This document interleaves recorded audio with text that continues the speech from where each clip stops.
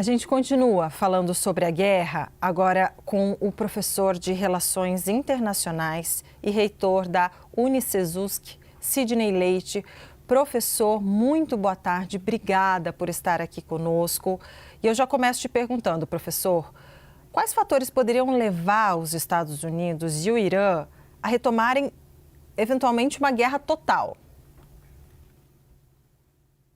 Débora, excelente pergunta. Veja, essa guerra não interessa mais aos Estados Unidos. Então, eu entendo, estudando a política externa dos Estados Unidos, a história dos Estados Unidos e analisando o governo Trump, que o objetivo do Trump é colocar um ponto final, porque eu não diria que o Irã venceu a guerra. É um tipo de conflito que não há vencedores, só há perdedores. Porém, isso que eu vou dizer pode ser um tanto quanto retórico, mas é a pura realidade. O Irã acabou descobrindo a sua bomba atômica, não é? Que é fechar o Estreito de O Hormuz. estreito. Quando o Perfeito. Irã usou dessa estratégia, ele provocou um grande estrago, não só na economia americana, mas na economia global. O petróleo ainda é o principal, não é, nexo de estruturação do funcionamento da economia contemporânea. Em todos os lugares o petróleo está. Essa cadeira que eu estou sentada, ela tem componente de plástico, tem petróleo. Então, sem dúvida, o impacto, inclusive como a gente estava vendo na entrevista anterior, foi imediato. A inflação subiu no Brasil, nos Estados Unidos, mais nos Estados Unidos, a preocupação do Trump, também as eleições que se avizinham.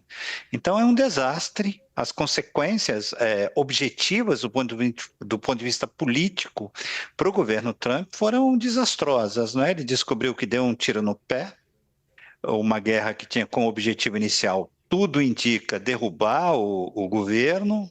Esse objetivo não foi alcançado e agora ele alega que o objetivo é que o Irã não produza a sua bomba atômica, não é? Mas, sem dúvida, é um cenário muito pouco provável que a gente volte a ter um conflito na mesma escala militar quando ele se iniciou, porque isso não interessa aos Estados Unidos de forma alguma. Olha, o senhor traz uma comparação aqui, um exemplo que eu acho que assim é sensacional, professor, porque o senhor fala o seguinte: tudo bem, os Estados Unidos queriam evitar ali que o Irã construa sua bomba atômica, mas levou o Irã a descobrir a sua bomba atômica ali sem 1 grama de urânio, mas na verdade que é o controle do Estreito de Hormuz. Agora, quais alternativas, uma vez que é o Irã que controla esse espaço, qual que seria a alternativa para os Estados Unidos e para o resto do mundo também, que hoje depende do Estreito de Hormuz? Porque a gente sabe a quantidade de petroleiros que precisa passar por ali, porque o petróleo sai ali daquela região, né? Assim, pensando, né, geopoliticamente, qual seria uma alternativa?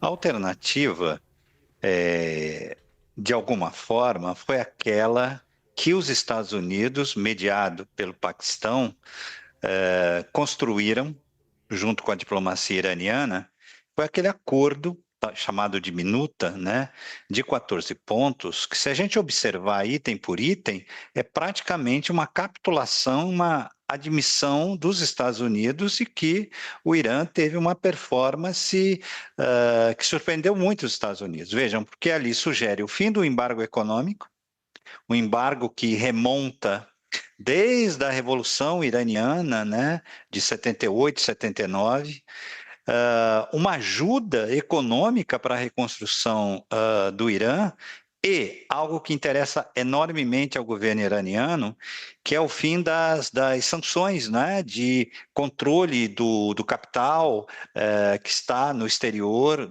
das reservas iranianas, não é? Que seria, na prática, o fim do embargo financeiro, já que o embargo não é só econômico, também é financeiro. Então, aquele documento, se seguido, se de fato for respeitado, vai ter como contrapartida a liberação, digamos, eu não diria permanente, mas a liberação do Estreito de Hormuz.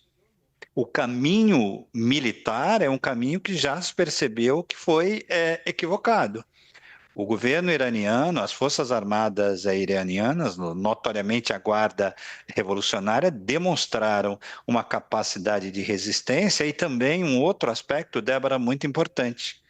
Fustigar, atacar os Estados Unidos, não diretamente os Estados Unidos nas suas forças militares, mas as bases militares norte-americanas nos países do próprio Oriente Médio que são aliados dos Estados Unidos. Então, respondendo objetivamente à sua pergunta, a saída é diplomática. Não é colocar o soldado no território iraniano ou o soldado no Oriente Médio. É tirar o soldado e colocar o diplomata para negociar. Uma solução negociada é sempre ideal, né? E num contexto belicoso, num contexto cujo termômetro tem uma temperatura tão elevada sempre do Oriente Médio, o melhor caminho é a negociação. Nós conversamos com Sidney Leite, professor de Relações Internacionais e reitor da Unicesumsc. Professor, adorei o nosso papo, espero que o senhor volte mais vezes. Até a próxima. Foi recíproco, um forte abraço.